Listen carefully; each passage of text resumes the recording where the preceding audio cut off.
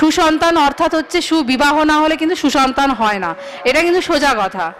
সুসন্তান শুধুমাত্র পয়সা রোজগার করে আপনাকে কোরিয়ারে পাঠাবে, সেটা কিন্তু সুসন্তানের একটা নমুনা হলো না। কিন্তু পিতা মাতার অসুস্থতার সময় তার সামনে দাঁড়ানো।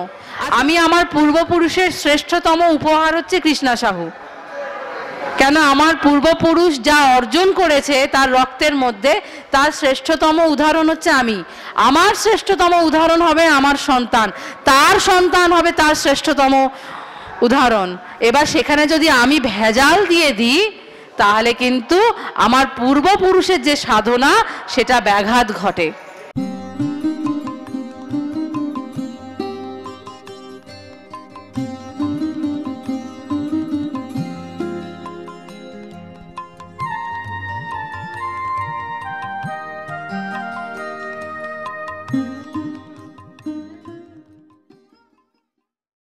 সুসন্তান গঠনে মায়েদের ভূমিকা। প্রথমেই বলি, মাকে নিয়ে আমরা সবাই একটু বেশি মাতামাতি করি বছরের কিছু কিছু দিনে। দুর্গা পূজা, কালী পূজা, সরস্বতী পূজা, লক্ষ্মী পূজা, এইগুলোতে মায়েদের আমরা পুজো করি। আর সারা বছর কিন্তু ঘরে যারা আমরা কাজকর্ম করছি তাদেরকে কিন্তু দমিয়ে রাখি।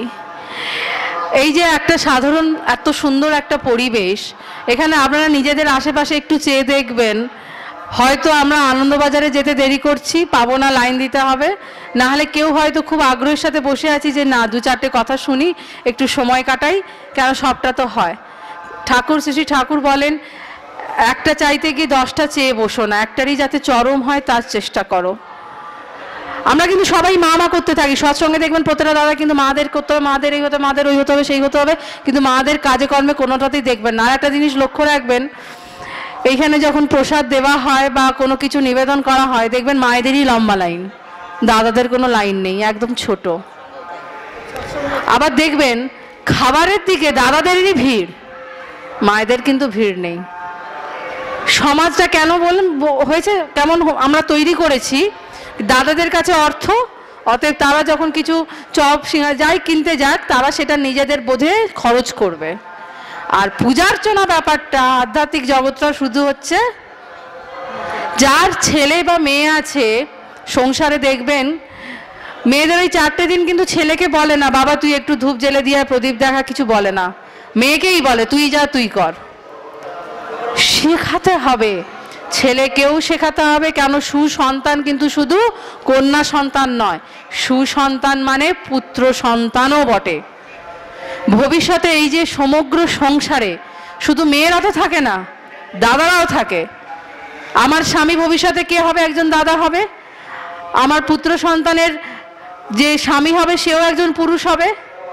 আমার শ্বশুরও একজন পুরুষ। তার মানেটা কি, আমাদের প্রত্যেকটা চরিত্র যেমন সংসারে দরকার, প্রত্যেকটা চরিত্রের উন্নতি কিন্তু সর্বাঙ্গীনভাবে দরকার।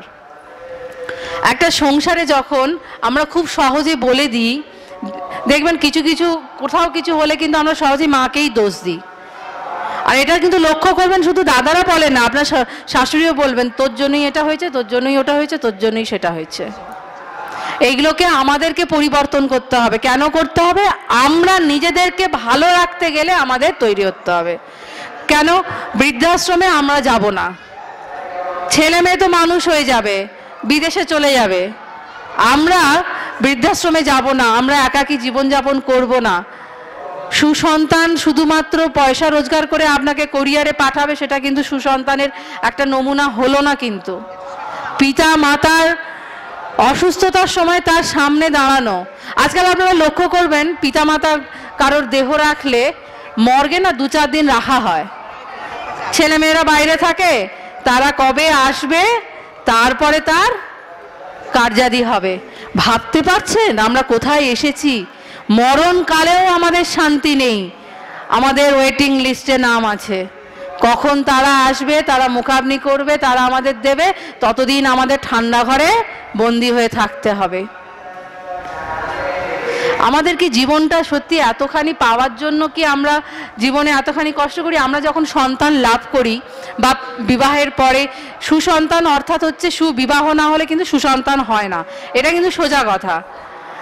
এবার সুবিবাহ জানি আমরা, অনুলোম বিবাহ হতে হবে, নাহলে সবর্ণ অনুলোম বিবাহ হতে হবে, সেটা হ্যাঁ এবার সেটা আমরা জানি। এবার তার বিপরীতে গেলে সেখান থেকে কিন্তু আপনি কোনো ভালো কিছু আশ্বাস মানে চাইতেই পারবেন না। আপনি মনে হয়তো বিয়ে করে নিলেন, এই যে বলছে না যে কুমারী, মানে তোমাকে নিজেকে জানতে হবে। যৌন বিজ্ঞান সম্পর্কে বাচ্চাদের আজকাল তো মোবাইলে সবাই জেনে যাচ্ছে কিভাবে, মানে যেটা আমরা বিয়ের পর জেনেছি সেটা বিয়ের আগে আজকাল 10 বছরের ছেলেমেয়েরাও জেনে যাচ্ছে। তাদেরকে নিয়ন্ত্রণ করতে হবে পিতামাতাকে, তাদের সামনে বসিয়ে সেগুলোকে তাদের মনে যাতে অহেতুক কৌতূহল না আসে সেগুলোকে বোঝাতে হবে। কারণ দমন না করলে না তারা ওই রকম হয়তো ভালোবেসে এমন কোথাও যাবে, পরবর্তীকালে সেখানে সন্তান তো কিলবিল করে জন্মাবে, কিন্তু সেই বিশ্বাসঘাতক, সেই অহেতুক হয় না যে নানান রকম। আর এটা বিকলাঙ্গ বাচ্চা যে হচ্ছে, কেন হচ্ছে তার কিন্তু পরিবর্তে কিন্তু এইগুলি কারণগুলোই আছে। কেন তাদের, আমরা তো প্রত্যেকেই এক একটা জিনের বৈশিষ্ট্য নিয়ে জন্মাই।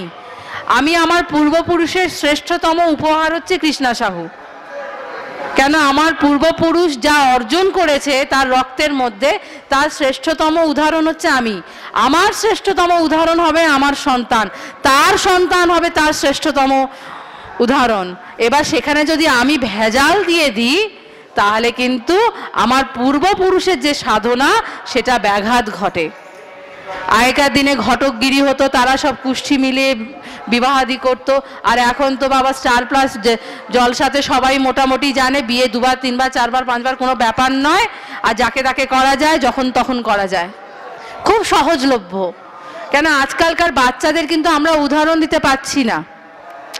এই সন্ধ্যা হয়েছে পড়তে বস, আমরা কিন্তু জি বাংলায় সিনেমা মানে সিরিয়াল দেখতে বসে গেলাম, স্টার জলসা খুলে বসলাম, আর ওদেরকে বলছি তোরা পড়। বাচ্চার মন কিন্তু ওই টিভির দিকেই রয়েছে, যে মা টিভি দেখছে আমিও দেখব। ফাঁকি কেন, আমাদের কাজে কর্মে কিন্তু ফাঁক হয়ে যাচ্ছে। বাচ্চারা দেখবেন আজকাল খুব অলস হয়ে যায়, ওরা নিজেদের যেটা চায় সেটা করতে চায়, কিন্তু যখন আপনি কিছু বলেন, মনে করুন যখন দুগ্ধ মানে 2-3 মাসের বাচ্চা যখন আমরা দুগ্ধ পান করাই, সে কিন্তু খুঁজে খুঁজে দুগ্ধ পানটা করে নেয়। যখন আমরা দোলায় শুইয়ে দিই, সে কিন্তু মায়ের শাড়ির রংটা দেখে কিন্তু ওইদিকে ঘাটটা ঘোরাতে শেখে, যে মা যাচ্ছে, মায়ের গন্ধ ওইদিকে ঘোরাতে থাকে। সেই সন্তানই কিন্তু একটা বয়সের পরে 1000 ডাকলেও মার সাড়া দেয় না। কেন? ছোট্ট সন্তান কিন্তু কিছু বোঝে না, সে পরিবেশ থেকে সব কিছু আহরণ করে। আর পরিবেশ থেকে সে শুধু কিন্তু মায়ের থেকে আহরণ করে না, সে পরিবেশ থেকে প্রত্যেকের কাছ থেকে আহরণ করে। সে দেখে পিতা তার মার কাছে কেমন, তার দাদু ঠাকুমা তার মার সাথে কেমন, তার মা কেমন দাদু ঠাকুমার কাছে কেমন, সবটা সে লক্ষ্য করে। এবার যেখানেই খাঁকতি থাকবে ভবিষ্যতে কিন্তু আমরা সেটাই পেতে থাকবো, এবং উত্তরে আপনাকে বলে দেবে কেন তুমিও তো করতে, আমি কিসের দোষ করলাম।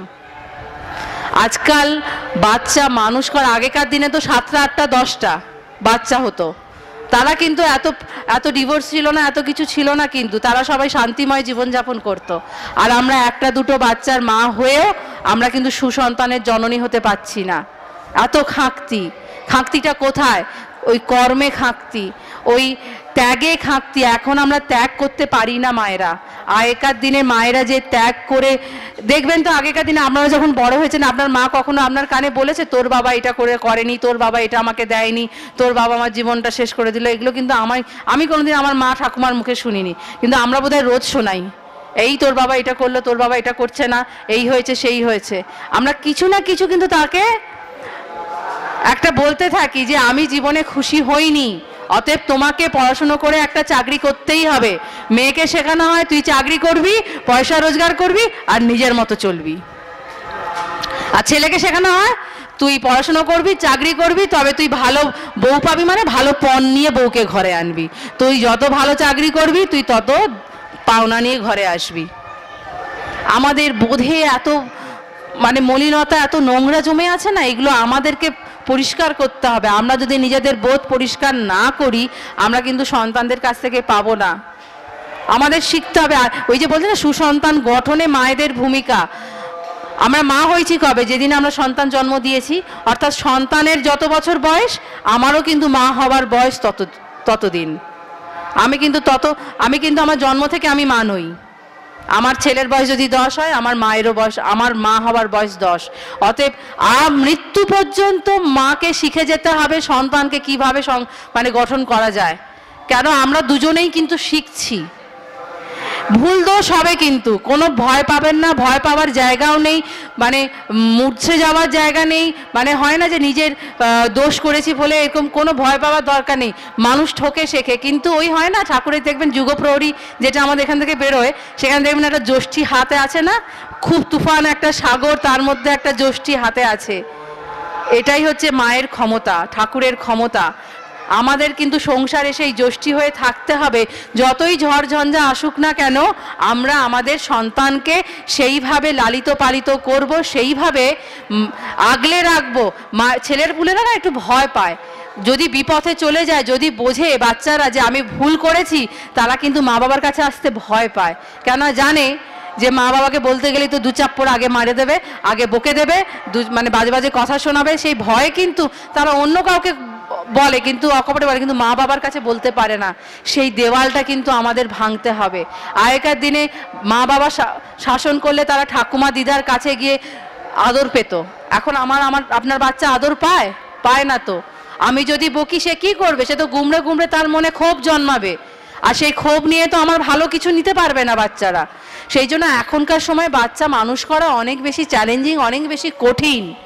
সেই জন্য কখনোই ভাববেন না যে আমরা সব শিখে গেছি, আমরা সব হয়ে গেছি, বা আমি যেটা জানি সেটাই শ্রেষ্ঠ, বা আমার বাচ্চাকে আমি পারছি না।